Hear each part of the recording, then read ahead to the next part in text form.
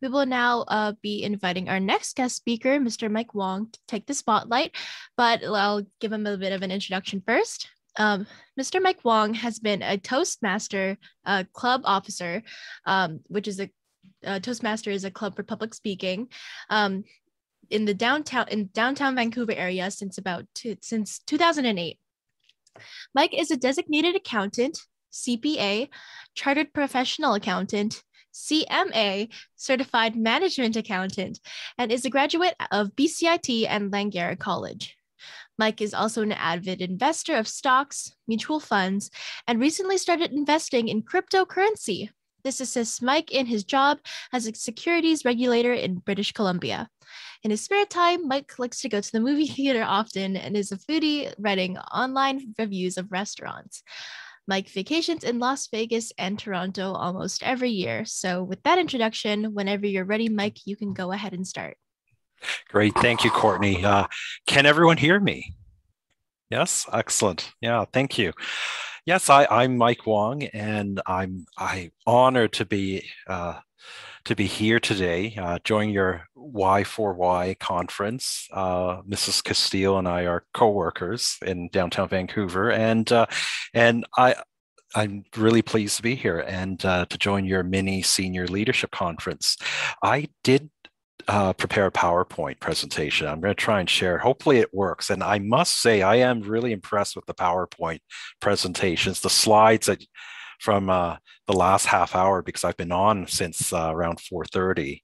So it's like 45 minutes. And the presentations you guys have been doing look amazing. Mine's going to look really boring compared to yours. And let's see if this works.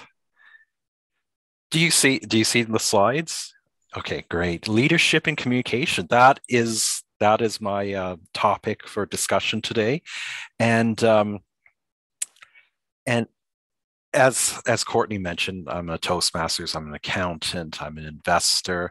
And I think because I was asked to talk about leadership and communication, I'm sort of focusing on Toastmasters. And Toastmasters is a speaking organization. And I as noted, I've been part of the current club for since 2008. I've been a club officer, including club president a couple of times. And but let me tell you about Toastmasters a bit. The first time I ever attended a Toastmasters was actually in the 90s when I was quite a bit younger. I was probably around 20, and a coworker of mine. Now, note, I was kind of more like an intern. I was actually a co-op student at the time. This is early 90s. And one of my slightly older colleagues, he was a Toastmasters member. And myself and another colleague went. And this was the first time I was at a Toastmasters. And I actually didn't know anything about Toastmasters. And back then, the internet wasn't really available then. So I was told it's a speaking organization, speaking and leadership type of organization where training is done in clubs. And I must say, even though I was a guest, and usually for Toastmasters as a guest, you don't have to speak, but I was put on the spotlight. So here I was. I think I was, this one of the younger people in the meeting room, and there's this table topics, there's improv, and I was put on the spotlight to talk about one of my favorite topics, Star Trek, because I've watched all the shows. I still watch it today, and so I did a 2-minute speech on Star Trek, talking about Captain Kirk, and those of you who know Star Trek may know what I'm talking about. But yes, was I nervous? Absolutely. Did I give a lot of like ahs and ums? Did I stutter a bit? Yes, I did. But I will never forget that day. And I'm glad I'm a Toastmaster. And I should note that from the presentations I've seen so far in the last 45 minutes, I think you guys are excellent. I mean, I think compared to when I was in high school in the late 80s, I think you guys are pretty advanced, and I'm really impressed. So just kind of go to the next slide.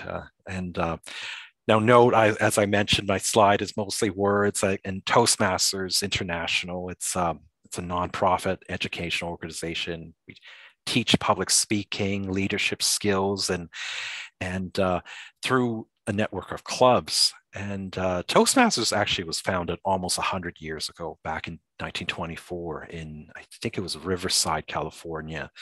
Today, the head office is actually in Colorado. They moved out of California, but yeah, nearly 100 years now. And Toastmasters has over 300,000 members in more than 15,000 clubs in the world in 149 countries. And if you were to actually just Google Toastmasters clubs near me, most likely you will get hits on results for several clubs near you. And one day you might want to check out a Toastmasters club as a guest, or join one.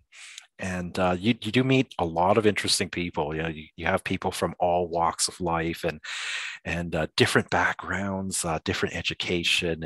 And actually that is one of the things I love about Toastmasters. You get to learn more about your fellow Toastmasters. And now note that Toastmasters, it's usually a weekly meeting at most public clubs, or bi-weekly. The club I'm part of is bi-weekly. So every second Wednesday we meet.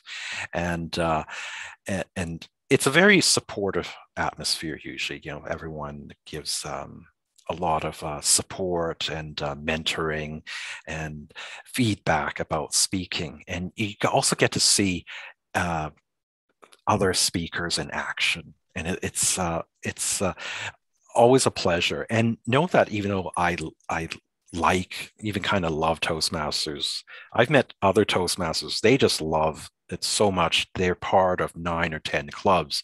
I have trouble just keeping up with one club, the one at my work. I'm just moving on to the next slide. So in Toastmasters, we involve members in the preparation of speeches. Very similar to what you guys just did, actually, in your presentations just now. There's prepared speeches, but there's also something called table topics. I mean, I've mentioned table topics, and table topics is you don't know what the topic is going to be. You might know the theme, but you don't know the exact question. And it's sort of like improv. So you're put on the spot. You have 2 or 3 minutes to talk about the topic, and it's quite exhilarating. I know some people are really anxious. It makes them quite uncomfortable to be put on the spot. But I got to tell you, I think in the future, it's good practice, table topics, because wherever you work, dealing with your coworkers, your bosses, your clients, you'll have to field questions at times, respond and communicate that way. So Toastmasters is a really good practice for that. And also, in Toastmasters' opinion, my opinion, and for a lot of Toastmasters can help you lose the fear of public speaking. I mean, I think for your group, you might not. Sorry, bear with me. You may not have that issue. I know most of you are pretty good speakers, I must say, for high school students, and maybe you're just so outgoing and extroverted that it may come easy to you. But for a lot of people, there are Toastmasters. I mean, public speaking makes them really anxious. I mean, supposedly some people say they would rather skydive than do a public presentation. Plus, Toastmasters, as I said earlier, can be a lot of fun, and you learn a lot from your other Toastmasters members. And hopefully, one day, when to complement your post-secondary education and your future endeavors and work, Toastmasters is a good complement, and you could, as I said, Google search and find Toastmasters clubs near where you work or near where you live. And so next slide. This slide, I wanted to point out the Toastmasters has a website, toastmasters.org, and has a lot of information about the organization and speaking resources. I think some of it is, even if you're not a member, you might be able to access certain documents and information, and there's a lot to look at. And just sort of this is just a guide here, benefits of Toastmasters membership. As I said, earlier, improve your public speaking skills, gain self-confidence and self-awareness, practice writing speeches and presenting to a group, gain a competitive advantage in the workplace because so many people are so afraid to do public speaking and make presentations that you get a bit of a leg up if you're comfortable speaking. And also, yeah, maximize your potential. It's a good skill to have, but and one of the reasons why I've been in the club so long is because it's good to get out there. It's good to practice your speeches, practice preparing your speeches as well. And also in Toastmasters, we do a lot of evaluations. It's not like every meeting is like one or two people speak. It's actually many people speak. And actually your forum for your conference is actually very similar to like a long Toastmasters meeting where there's a number of speakers, there's introductions, and I imagine you might have certain evaluations. So it's I see a lot of parallels, and that's a good thing. And and my Toastmasters Club, we're in downtown Vancouver, as mentioned in the introduction, and we're called the BCSC Talking Watchdogs Toastmasters Club. And BCSC stands for British Columbia Securities Commission, where I work, and we're a corporate club. And so we are. It is a club that's for all the staff members of the BCSC. Sometimes we do let members from similar organizations, they might be able to join. And unfortunately, we don't allow permanent members from outside the organization. And as mentioned earlier, I've been in the club for quite a while, and I'm 13 years now, and 12 as a club officer, including club president twice. There were 2 years where I was club president, and there's various executive roles, sort of like the Y4Y organization. It's like we have a club president, we have various vice presidents, one for education, one for public relations, another one for membership. We have some other roles too, like treasurer and club secretary. And I've only missed 1 year as a club officer, and that is actually part of the leadership. Also, the leadership comes into play when organizing and managing the Toastmasters Club, and also mentoring and leading the club and its members.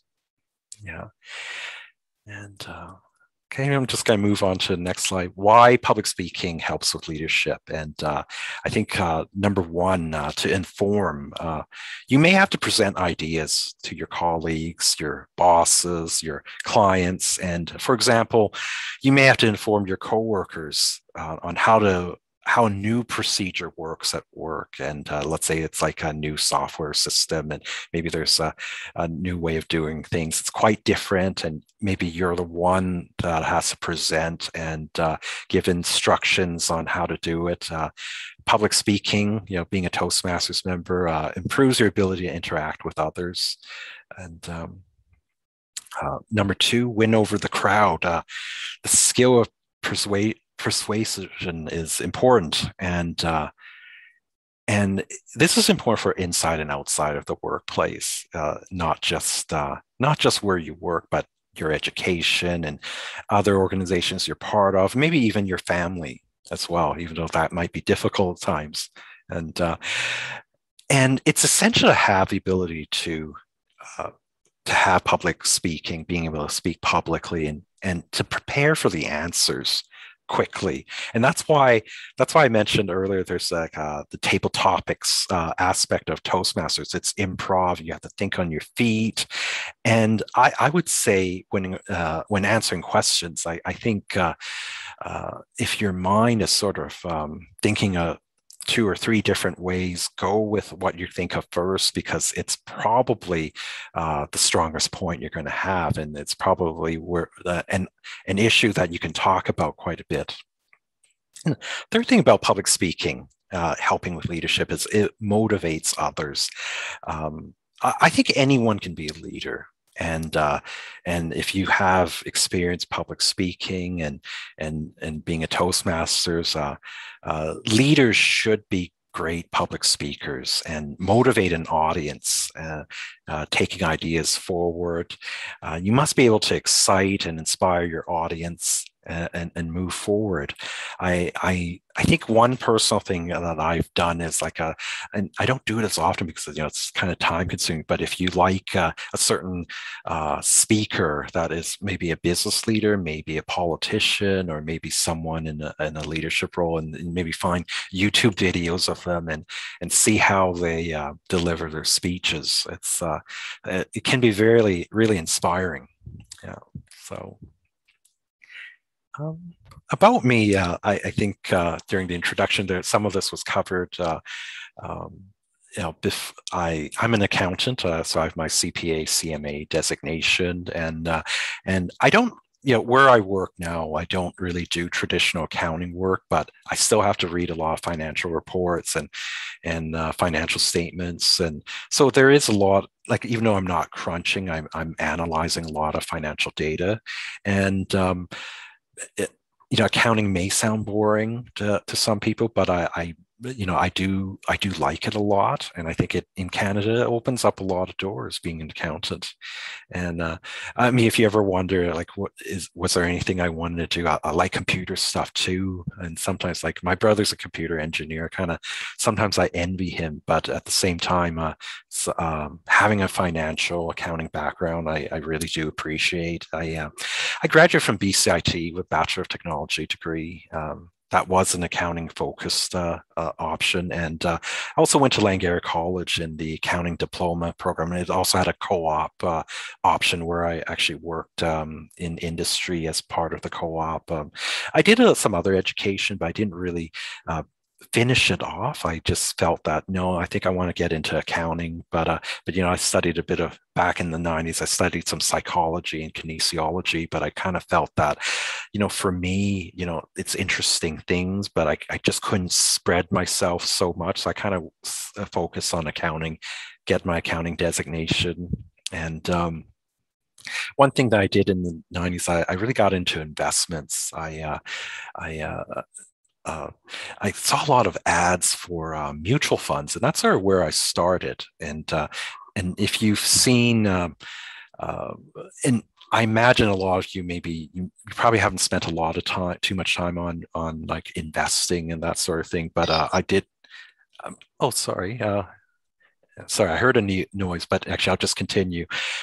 Stocks and mutual funds, and then eventually something called exchange traded funds, and I mean, some of it is saving for a rainy day. Other parts of the investing is saving for retirement. You don't have to worry about that now, but it is a bit of a passion of mine. And in the past year, I got into something that I thought I would never get into, and that's cryptocurrency. And most of you probably have heard of cryptocurrency by now, like Bitcoin and Ethereum. And I invested a little bit, not too much, but since the end of last year. And I must say, it's something that a lot of people are interested in, and it's in my opinion, just continues to the popularity and the interest in it's just continued to grow. I think the world is changing a bit, where these cryptocurrencies are just sort of like the new way of thinking when it comes to currencies. And I have a warning here. Like, I wrote down cryptocurrency warning. Crypto is volatile and risky. I would say if you hear of people investing in my opinion, it is so risky that one day crypto could all crash. I don't put too much money in. I think it's sort of like if it is riskier than oil and gold and mining stocks, where whatever you put in, you better be prepared to lose it. It's just, but who knows? It's just everyone, it's a big fad almost. Even though the reason why I kind of got into it is I'm starting to think it's starting to enter the mainstream. And, but anyways, that, also, Courtney, and I guess moving on to another topic, I think it was mentioned I like visiting couple places, Las Vegas and Toronto. I'm actually heading to Toronto on Saturday. I have relatives there. I'm visiting my brother, and I also have some cousins there. And it's nice to get away. And it's actually my first trip in a year and a half because of the pandemic. And I do also go to Las Vegas. I do like the shows there. I like the food too. And that was another thing. Like I just thought when I wrote my bio, I do like doing food reviews. I'm on Yelp, and actually I only joined Yelp recently. I used to do TripAdvisor and Google, but I find that Yelp is pretty easy to use. So I do like visiting, showing food pictures and writing reviews on restaurants. And yeah, so since I'm going to Toronto on Saturday, I think I'll probably check out some places in Toronto and do my Yelp reviews of Toronto restaurants. Anyways, I'm not. We probably have a lot of time left, and that is generally my presentation. So I'd love to field any questions you may have, anything you want, anything I presented. You can even ask me things that I did not talk about. So are there any questions?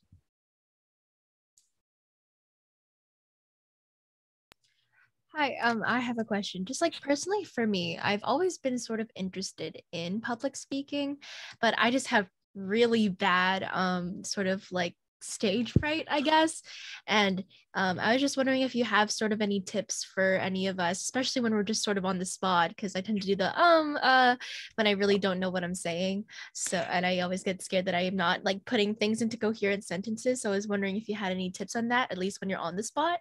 Okay, well, Courtney, I would say the number one tip I have for you is that most public speakers experience that. From what I've heard, from what I've read, like some don't admit it, but a lot of them are open about how even though they presented hundreds of times or thousands of times, or even if their job needs them to speak publicly on a daily basis, I've often heard for a lot of people, they still feel stage fright, even if it's the 10,000th time they've been on stage.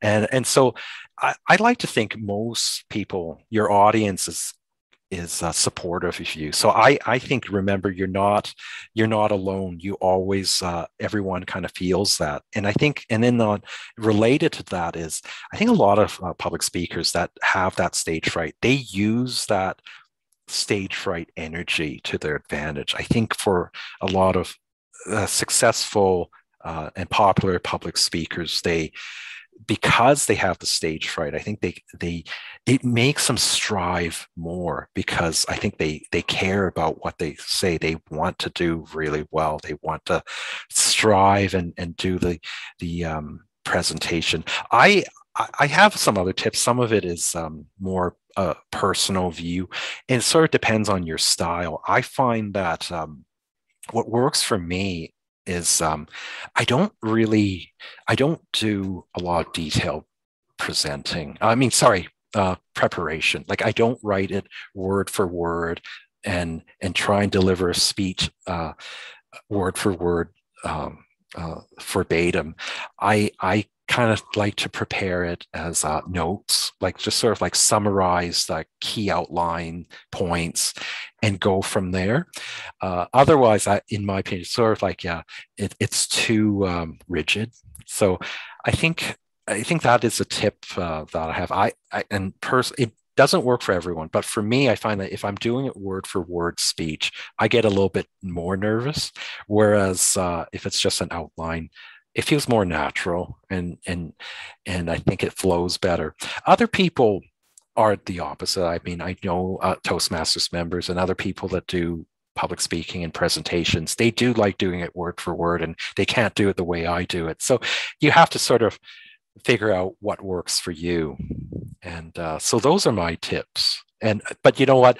I often hear certain tips that do not make sense. Like, for example, some people say, I know in the world of COVID, it's like we're doing this on Zoom or other online platforms, but in real life, I know some people say, oh, they like to look at the wall at the back wall, but people can see that you're not really looking at the audience, so that's a bad thing. So those are my tips, Courtney, on dealing with that anxiousness.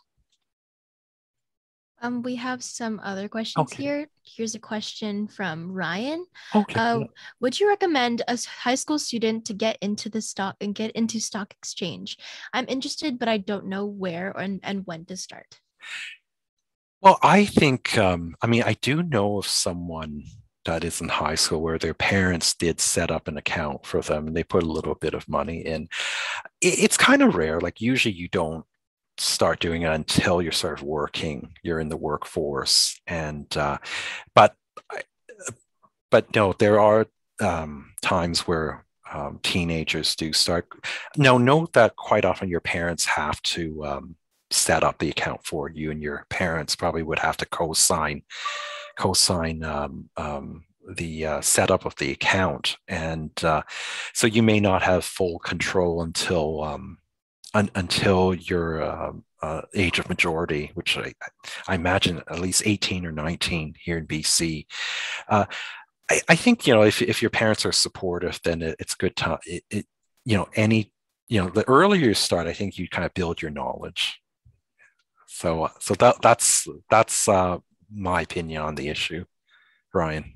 Yeah. There's another question here. What's your favorite speech that you've ever done? Oh, I think I would have to say the icebreaker speech in my Toastmasters club here at work.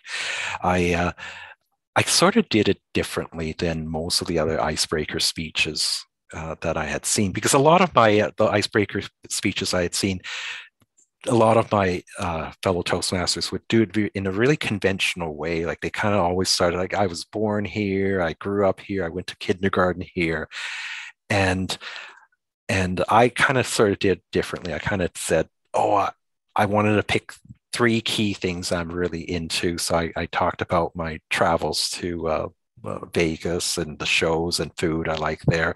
I was really into computer stuff there. So at that time, this was several years back. So I kind of always like talked about the technology I liked, like whether it be uh, just a PC computer or Apple's stuff like an iPad, and how it's sort of like I used to sort of like every year, oh, I would like that tablet, or I like that uh, personal computer. And I think, what else did I do at the time? I know I like computer stuff. I like traveling, and I think movies. Yes, movies was what I talked about a lot.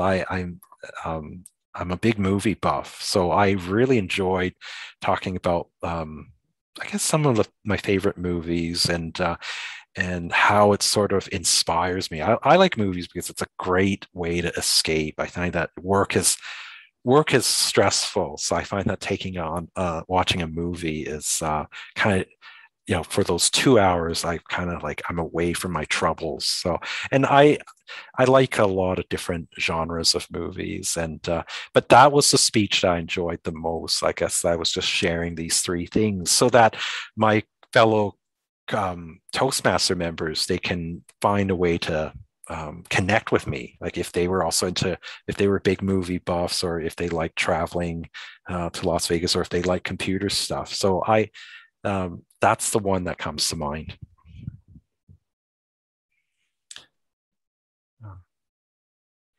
Any other questions? And I don't. It's not really a question, but it's kind of more of a comment because my okay. mom's also an accountant, like Yes. a CFO and ICDD, and Oh, okay. Okay. Yeah. yeah, Yeah. and like all the money just reminds me because like she just sold a company for like 100 million US dollars, and Yeah. Yeah. she just recently got a job as a CFO, so Yes. Oh, excellent. Yeah. it's just kind of just like inspiring to just like make money and be successful.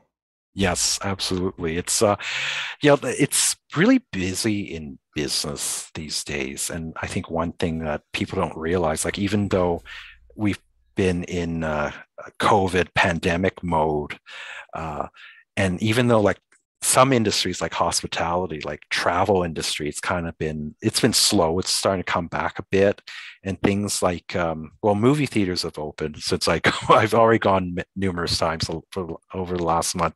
But business has been pretty vibrant, I think, across the world, North America, Canada in particular. So there are a lot of business transactions going on, like mergers and acquisitions, acquiring companies, expanding business.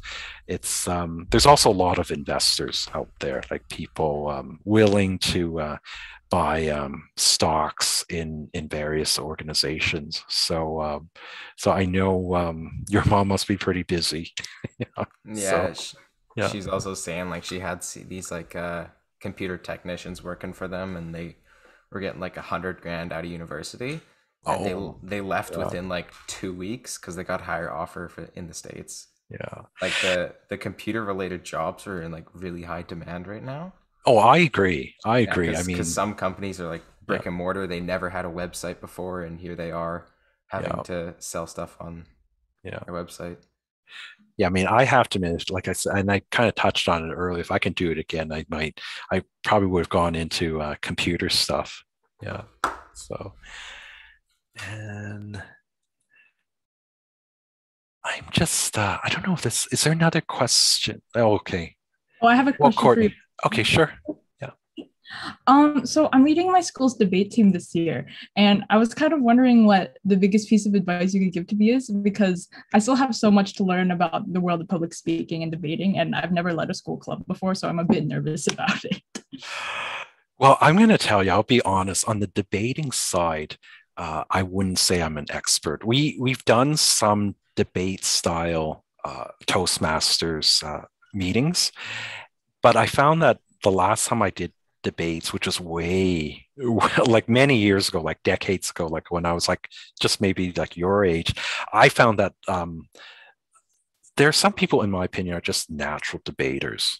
And they're very good at. Maybe you're one of those people. I just find uh, so. I would say generally people that like to talk a lot, in my opinion, tend to be really good debaters. And I guess for your club, I mean, I think uh, now, Madison, I saw you speak earlier, so I see sort of I already see like leadership attributes in you, and you actually speak quite well. I was actually in a very advanced level, in my opinion. So I I think you're on the right track. I think if you're already a leader in your Y4Y organization, I think that's a good stepping stone. I think you have good building blocks, and for debates, like I said, it's not really my area, but I'm sure you can probably find some good tips on YouTube. So, yeah. Thank you so much. Yeah, thank you. All right, so I guess my time is coming up, I take it. Yeah, I think you've gotten like some pretty good questions, and you've been very you've explained a lot of these of your tips and stuff, so I think it would probably be safe to cut it off from here. But thank you again so much for giving your time here to come speak to the youth. And we really appreciate like all that you're doing, especially talking about the Toastmasters Club. Like that is something that I find really interesting. I didn't really know that there was something like that at all, at least in this area. So I think that's pretty cool. So again, thank you so much for all of your really good insight, and we will definitely be taking your tips and stuff to heart. So excellent. Thank you so much, Mike. Thank you, Courtney, and everyone else. Y4Y, it was a pleasure to speak to you this afternoon. So, and just as a tip, actually, if you have some questions about Toastmasters, Mrs. Castile was a member of our club for a few or several years. So, all right. Well, I'm going to log off. So thank you very much. Thank you so much, Mike. We appreciate you coming out here. Bye-bye. Okay, bye-bye.